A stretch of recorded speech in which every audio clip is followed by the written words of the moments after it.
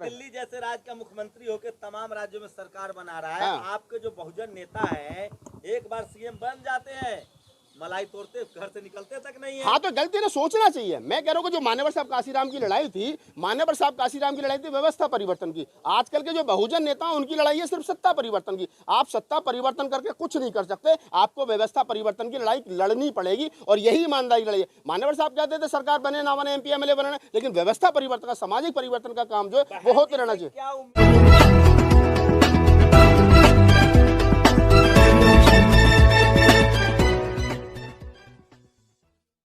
होते रहना चाहिए। क्या उम्मीदें हैं, क्योंकि एक मुख्यमंत्री के तौर पे स्टालिन से भी ज्यादा उन्होंने शानदार काम किया बहुजनों के लिए। देखिए मैं बहन जी का वापसी कर पाएंगे, मैं बिल्कुल यूपी और देश की राजनीति में। मैं बहन जी से और बहुजन समाज पार्टी को जितना समझता हूं, मैं भी पार्टी के अंदर बाहर रहा हूं, तो मैं ये कह सकता हूं दावे के साथ में कि बहन जी को चाहिए और बहन जी के साथ जो पार्टी का शीर्ष नेतृत्व है उनको चाहिए कि वो मान्यवर साहब काशीराम के बहुजन हिताय बहुजन सुखाय वाले रास्ते पर लौटें, SC ST OBC माइनॉरिटी पे काम करें। और जिस दिन SC ST OBC माइनॉरिटी पहले की तरह ताकत में आ जाएगा तो अन्य जातियां अपने साथ आपके साथ लग जाएंगी। 2024 में बहन जी की क्या भूमिका होगी, प्रधानमंत्री उम्मीदवार या राष्ट्रपति? देखिए ये तो बहन जी बता सकती हैं उनकी भूमिका क्या रहेगी। मैं कोई पार्टी का प्रवक्ता नहीं हूँ, लेकिन इतना जरूर कह सकता हूँ कि बहुजन समाज पार्टी अगर मान्यवर साहब काशीराम के रास्ते पर लौटी और अगर उन्होंने बहुजन समाज बनाने की दिशा में काम करा तो 2024 में बसपा वो पार्टी होगी जो भारत से इस मनुवादी सत्ता को उखाड़ के फेंकने में कामयाब होगी। का एक ट्वीट आया, उन्होंने कहा है कि मैं बहुजन आंदोलन को आगे बढ़ाऊंगा, फूले पेरियार अंबेडकर के रास्ते पर चलूंगा। वो लगातार धारदार तरीके से लिख रहे हैं फूले पेरियार अंबेडकर के आंदोलन। नहीं ये तो अच्छी बात है, लिखना चाहिए, लेकिन उनके हाथ में जो अंगूठे पहन रखी वो भी उतारनी चाहिए,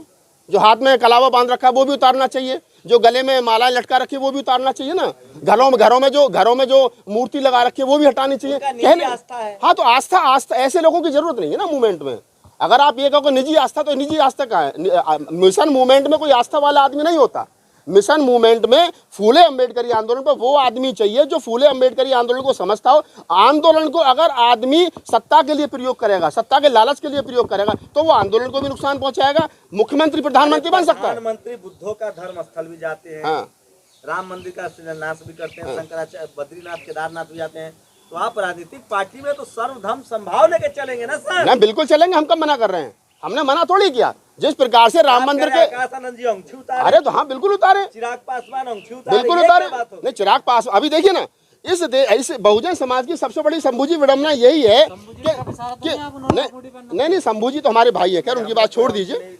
मैं ये कह रहा हूँ शंभू जी, मैं ये कह रहा हूँ आपको, आप थोड़ा सा ध्यान से सुने कि अगर आप इस बहुजन राजनीति की सबसे बड़ी विडंबना यह है कि इस देश के अंदर जिसका बाप मुख्यमंत्री रहा हो, जो खुद मुख्यमंत्री रहा हो, उसके बावजूद भी उसका जो CM आवास है वो गौमूत्र से धोया जाता हो और उसके बावजूद भी उसकी आंख नहीं खुलती हो, पिता के मरने पर गाय दान करता हो, जनेऊ पहनता हो, गंगा में डुबकी लगाता हो, सारे कर्मकांड ब्राह्मणों के हाथों से कराता हो। तो जिस हमारे समाज का मुख्यमंत्री बनने के बाद में आदमी नहीं सुधर रहा है और हम MLA और MP से और क्या नाम चपरासी से उम्मीद कर रहे हैं ये सुधर जाए, क्यों भाई?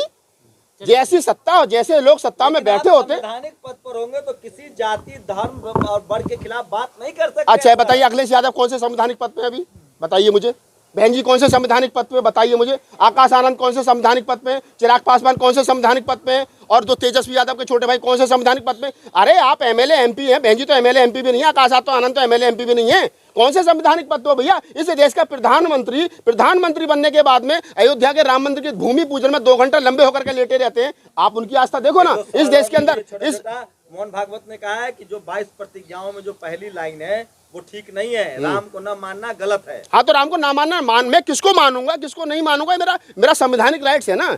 इसको ये कहने वाले कि आप मैं किससे कोई मुझसे मेरे बाप को बाप मानू, क्यों मानू भाई? मैं तो नहीं मानता मैं अपने बाप को बाप मानू। जबरदस्ती मनवाओगे यार क्या? कान पे पिस्टल रख के मनवाओगे क्या? राम को भगवान मानो, क्यों मानू भाई? मैंने अगर ये कहा कि मैं राम कृष्ण को ईश्वर नहीं मानूंगा, ब्रह्मा विष्णु महेश को ईश्वर नहीं मानूंगा, तो इसमें अपमान कहूंगा? मैं मानूंगा नहीं। मैंने गाली दी क्या?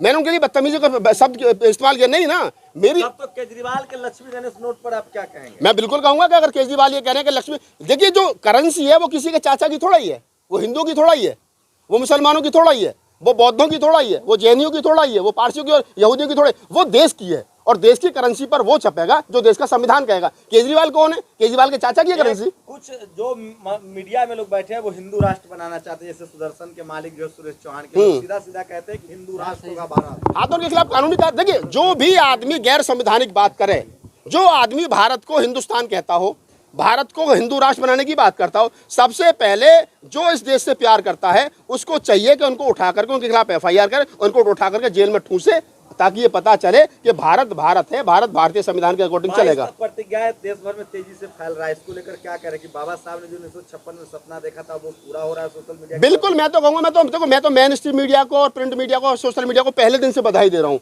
कि भाई आप बहुत अच्छा हुआ बाबा साहब डॉक्टर अम्बेडकर के जाने के 60-65 साल के बाद में पहली बार देश में ये लोगों को पता चला कि बाबा साहब डॉक्टर अम्बेडकर आज़ाद भारत में ऐसी प्रतिज्ञा दे करके गए, लोगों के घर घर तक पहुंचा दिया। मैं मेन स्ट्रीम मीडिया का धन्यवाद करता हूं जिन्होंने 3-3 घंटे बैठ करके 10-10 दिन तक डिबेट करी इस पर, और मैं तो कह रहा हूँ 10-15 दिन और चलना चाहिए था, ताकि 22 प्रतिज्ञाओं में जो मेन 6-7 प्रतिज्ञा थी वो पहुंची घर घर तक, लोगों तक बीच पहुंची, तो हम धन्यवाद करते हैं। और ये हलचल है शंभू भाई, आप इसको समझिए। 22 प्रतिज्ञाओं से जिन लोगों को दिक्कत है, मैं खुले मन से कह रहा हूं कि वो लोग बाबा साहब डॉक्टर अम्बेडकर पर FIR करें, और उनको पता है बाबा साहब डॉक्टर अम्बेडकर पर FIR वो कर नहीं सकते, क्योंकि जब बाबा साहब ने 25 दिसंबर 1927 को मनुस्मृति जलाई थी, उस समय तब बहुत सारे पोंगा पंडित इकट्ठे होकर के गए थे पटेल जी के पास और तमाम लोगों के पास में, क्या डॉक्टर अम्बेडकर ने मनुस्मृति जला दी?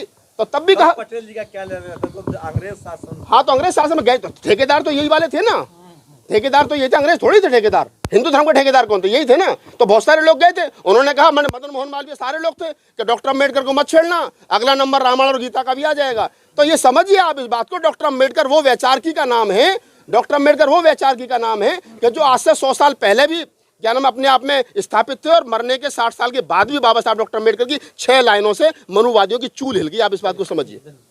संभू जी एंगेजमेंट में लोहे की रिंग कौन देता? अरे लड़के की एंगेजमेंट है।